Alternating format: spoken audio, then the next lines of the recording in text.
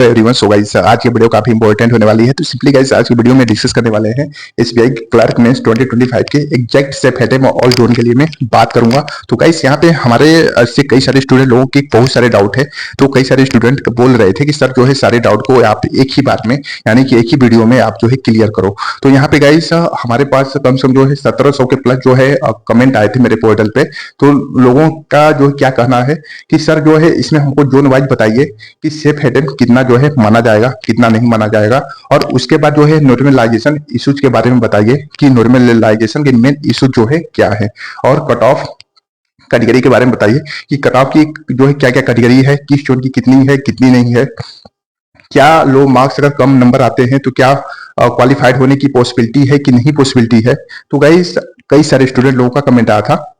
और फिर उसके बाद जो है नेक्स्ट डीवी वेरिफिकेशन, यानी डीवी वेरिफिकेशन में कौन कौन से जो है मेन इंपॉर्टेंट डॉक्यूमेंट है, कौन से मेन इंपॉर्टेंट डॉक्यूमेंट नहीं है, और ऑल कैटेगरी क्लास जो क्लेरिफिकेशन के बारे में भी डिस्कस करूंगा। तो गाइस यहाँ पे दे सकते हैं हमारे स्टूडेंट लोगों का इतने सारे जो है डाउट है, और इतने सारे डाउट जो है 1700 के प्लस स्टूडेंट लोगों का हमारे पास आए थे।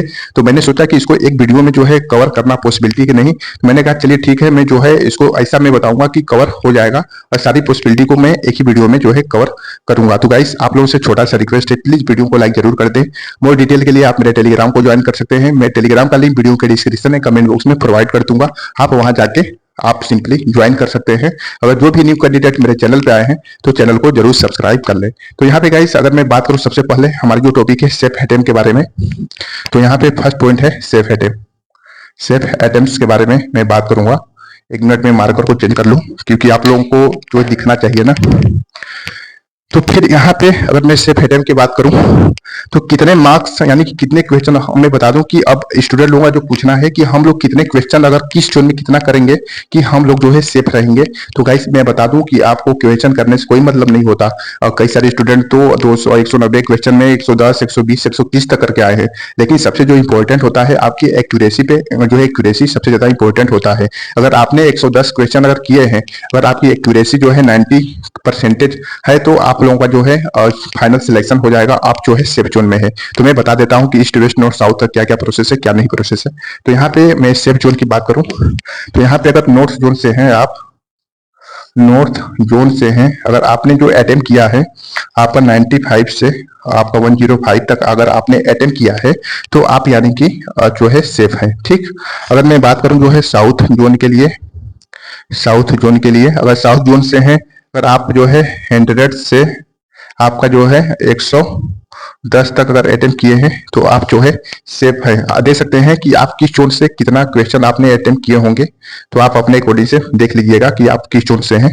और फिर उसके बाद जो है हम ईस्ट जोन की बात करूं, फिर ईस्ट जोन की बात करूं तो अगर 90 से आपका 100 के बीच अगर आप अटेम्प्ट किए हैं तो आप सेफ है। तो देखिए इसमें जो है ना एक्यूरेसी कितनी होनी चाहिए, एक्यूरेसी आपकी जो है 90% के प्लस होनी चाहिए। अगर आपकी एक्यूरेसी अगर 90% के प्लस है तो यानी कि आपने अगर गलत नहीं किया है, अगर आपने जो है इतने क्वेश्चन 100 110 अगर आपने अटेम्प्ट किया है, अगर आपने 110 105 अगर सही सही अटेम्प्ट किया है तो आप लोगों का जो है क्वालिफाइड आसानी से हो जाएगा। फिर जो है मैं ईस्ट के बाद हम वेस्ट जोन की बात करेंगे। तो वेस्ट जोन की, तो वेस्ट जोन में आपका जाएगा 105 से 115 क्वेश्चन तक जाएगा। इसमें एक्यूरेसी आपका 90% लेके चलिएगा, 90% प्लस। अगर आप लोग अगर इतने क्वेश्चन अगर आप लोग एग्जाम में सही सही अटेम्प्ट किए हैं, एक्यूरेसी 90% लेके चलिएगा, मैं पहले बता दे रहा हूं, तो आप यानी कि सेफ हैं। आप लोगों को कोई जो है फेल कर नहीं सकता। आप जो है क्वालिफाइड होना आप लोगों की पूरी पॉसिबिलिटी है, आप लोग आसानी से क्वालिफाइड हो जाएंगे। ये तो बात हो गई सेफ अटेम्प्ट के बारे में। अब यहाँ पे हम बात करेंगे जो है नॉर्मलाइजेशन के बारे में, नॉर्मलाइजेशन इशूज। देखिए गाइस यहाँ पे हर पॉइंट को समझाना हमारी रिस्पॉन्सिबिलिटी है। आपको मैं एक एक पॉइंट को जो है कवर करके मैं पूरी तरह से बताने की कोशिश करता हूं। अगर आपके रो स्कोर कम है, अगर आपके रो स्कोर अगर आप लोगों का कम होता है, लो है आप लोगों का मार्क्स, लो स्कोर, ठीक। तो जैसे कि कोई भी स्टूडेंट हमसे कह रहे थे सर जो है मेरे नंबर बहुत कम है, लेकिन हमारी जो है शिफ्ट थी बड़ा डिफिकल्ट थी, तो क्या हम जो है क्या हमको मार्क्स मिल पाएगा कि नहीं मिल पाएगा नॉर्मलाइजेशन में। अगर आपके आपका लो मार्क्स हैं आपके यानी कि रो स्कोर में लो मार्क्स हैं, तो इसमें आपके जो है अगर आपका शिफ्ट डिफिकल्ट होगा, डिफिकल्ट अगर डिफिकल्ट है आपका शिफ्ट डिफिकल्ट है, तो इसमें आपके नॉर्मलाइजेशन के मार्क्स, नॉर्मलाइजेशन का इंक्रीज होगा, आपके नॉर्मलाइजेशन के मार्क्स जो है डेफिनेटली जो है इंक्रीज होगा। तो आप लोग चिंता मत करिए, अगर जिसके नंबर कम बन रहे हैं रो मार्क्स में, अगर उनके शिफ्ट अगर डिफिकल्ट है तो उनको नॉर्मलाइजेशन के मार्क्स को इंक्लूड करके उन पे मार्क्स को जो है बढ़ा दिया जाएगा। तो गाइस यहाँ पे जो है देख सकते हैं, अगर पेपर का लेवल अगर कई सारे पेपर का जो लेवल होता है अलग अलग होता है, ऐसा है नहीं कि सारे शिफ्ट जो है सेम हो। हर शिफ्ट थोड़ी की थोड़ी, कोई शिफ्ट मॉडरेट लेवल की होती है, कोई शिफ्ट आपका जो इजी लेवल की होती है, और कोई शिफ्ट आपका जो है डिफिकल्ट लेवल की होती है। तो इसके अकॉर्डिंग से मैं बात कर रहा हूँ। तो ये तो आप लोगों के सेकंड पॉइंट आप लोग तो समझ गए होंगे कि नॉर्मलाइजेशन इश्यूज के बारे में क्या क्या प्रोसेस होता है। यानी कि इसका ये मतलब होता है, अगर आप लोगों के कम नंबर भी है, अगर शिफ्ट अगर डिफिकल्ट है, तो इसमें आपका नॉर्मलाइजेशन के ज्यादा मार्क्स देके आपको क्वालिफाइड कर लिया जाएगा। ये बात तो आप लोगों को आसानी से समझ में आ गया होगा। अब हम बात करेंगे कट ऑफ कैटेगरी वाइज के बारे में, कट ऑफ कैटेगरी वाइज के बारे में, कैटेगरी वाइज के बारे में यहाँ पे देख सकते हैं। तो कट ऑफ कैटेगरी वाइज के बारे में अगर बात करें तो यानी कितना तक कट ऑफ जो है जा सकता है कैटेगरी वाइज। तो गाइस अगर कई सारे स्टूडेंट लोगों का डाउट भी था, कई सारे स्टूडेंट लोगों का जो है प्रोसेस भी था कि क्या हो सकता है क्या नहीं हो सकता है। तो यहाँ पे अगर मैं बात करूं, नॉर्मली मैं बात करूं सारे स्टेट के लिए, तो अगर आप यूआर से हैं, अगर आपके स्कोर 85 से 95 अगर बन रहे हैं, तो आप जो है सेफ हैं, अपने को आप सेफ मान सकते हैं। अगर फिर उसके बाद फिर हम बात करेंगे ओबीसी के बारे में। ओबीसी का आपका 80 से 85 के बीच में अगर आपके स्कोर बन रहे हैं, आपके स्कोर अगर इतना बन रहे हैं, तो आप इसको सेफ मान सकते हैं। फिर हम बात करेंगे एससी के बारे में। एससी में 75 से 80 और एसटी में आपका जो है 70 से लेके 75। अगर आप लोगों के इतने स्कोर बन रहे हैं, तो आप लोगों की पॉसिबिलिटी है कि आप लोग जो है क्वालिफाइड हो जाएंगे।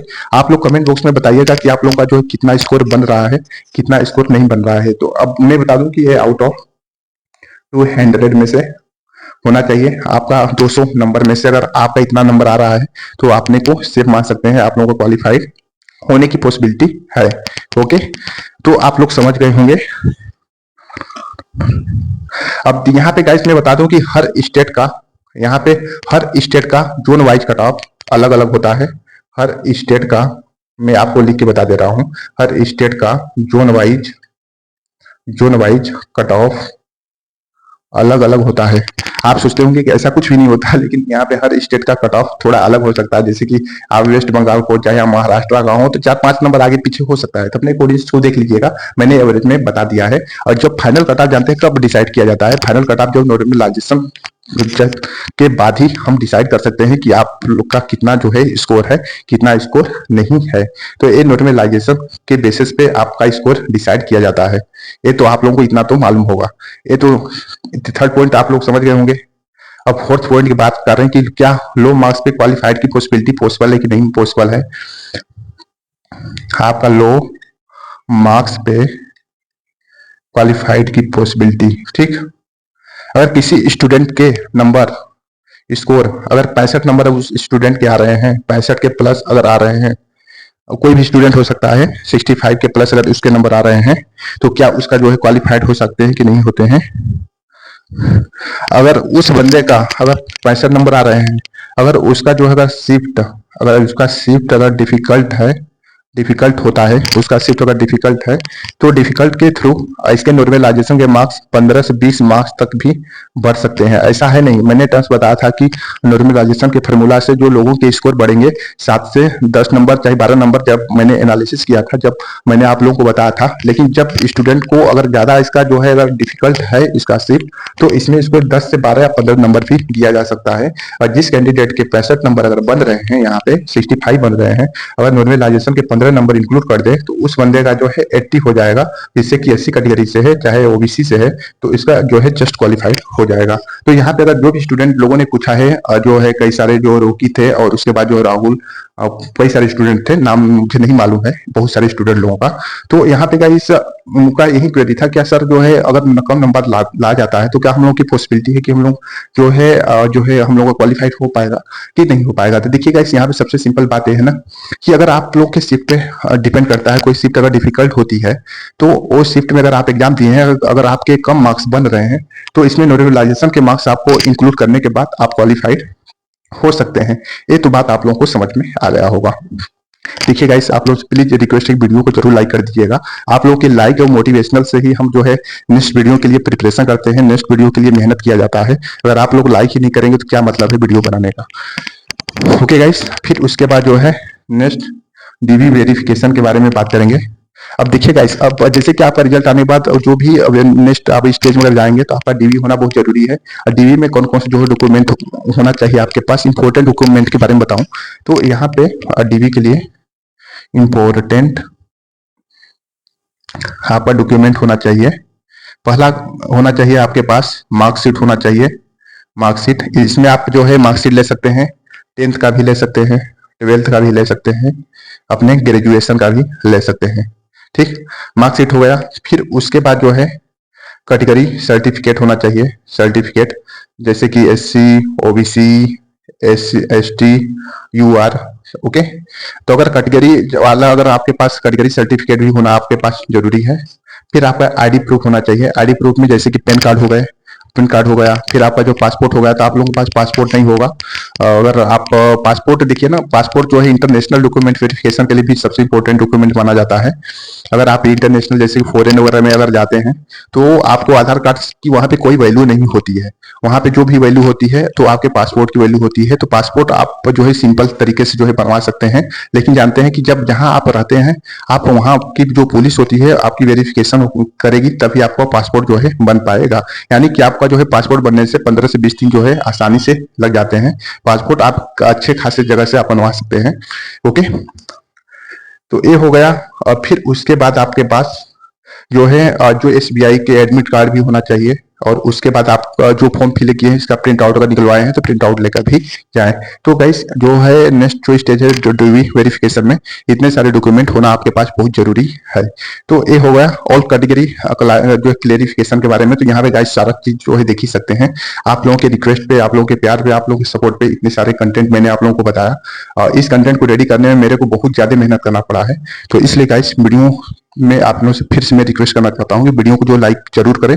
जो भी न्यू कैंडिडेट मेरे चैनल पे आए हैं तो चैनल को जरूर सब्सक्राइब करें। हम गाइस मिलते हैं आपसे नेक्स्ट वीडियो में नए अपडेट के साथ। Thank you so much.